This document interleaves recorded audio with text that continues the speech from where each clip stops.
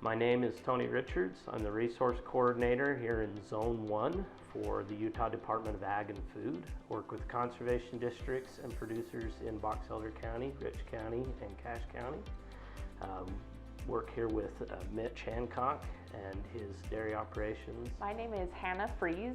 I am an environmental scientist and nutrient management specialist with the Utah Department of Agriculture and Food. I had the opportunity to work with Mitch and meet Mitch back in 2019 when we were working on certifying some comprehensive nutrient management plans for him.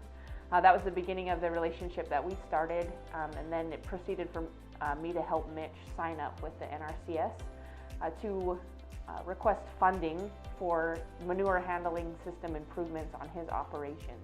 I'm Mitch Hancock. I'm a dairyman out in Corinne, Box Elder County. We dairy at 3 different locations here in Corinne, about 3 miles apart. The New Sun Dairy, the Harper Dairy, and the Sunray Dairy. We milk 3,000 cows, just over 3,000 cows among the 3 dairies. We grow our own replacement animals at a feed lot. We have about 2,700 animals that we feed to replace our dairy cows.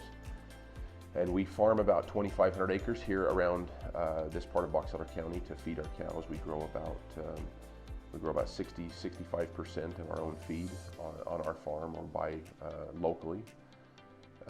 We grow largely alfalfa hay, alfalfa haylage,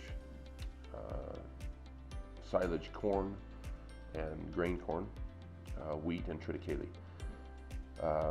We've worked with the NRCS now for a couple of years through various projects and through various permit processes to try and make sure that we're managing our manure as efficiently and as eco-friendly as possible.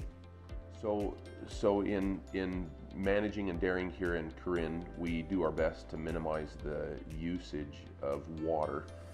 All of our wastewater is managed through evaporative systems, and all of our solids, our manure solids, are hauled out to the field and land applied for nutrient value on our crops.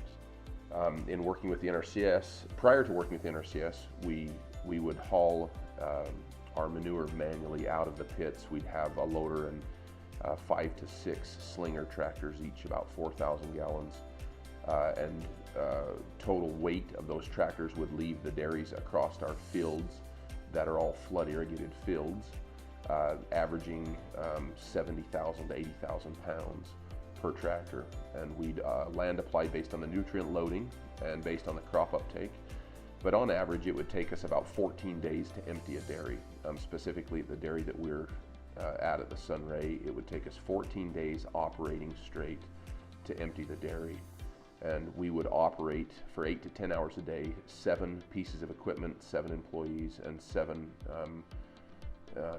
trailers to various fields within about a half a mile radius. Lay out the manure out the side of the slingers anywhere from a ½ inch to 2 inches thick, and then follow that up with tilling the manure in and trying to maximize the nutrient opportunity.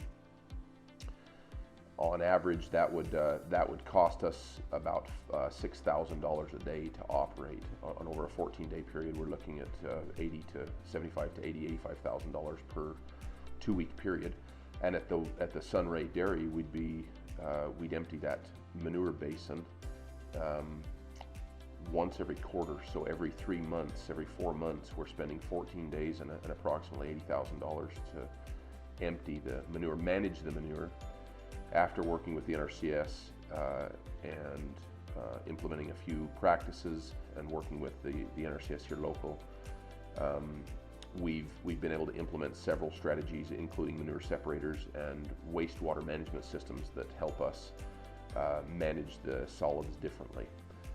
The project that we're working on at the Sunray will help us manage the solids so that all of the liquids can be excreted from the solids and evaporated through lagoons that we're building.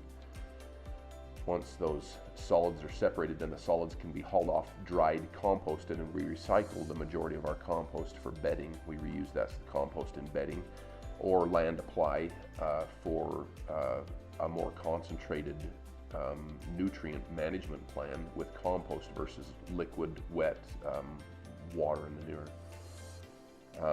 In doing so, we expect to have to manage our solid wastes once a year instead of once every quarter moving forward.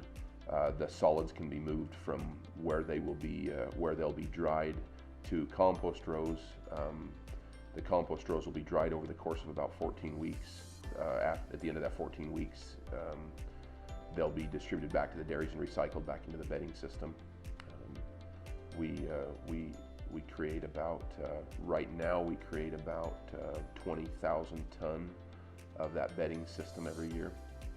By the end of this year, and with these projects implemented, we're expecting to create close to 40,000 ton.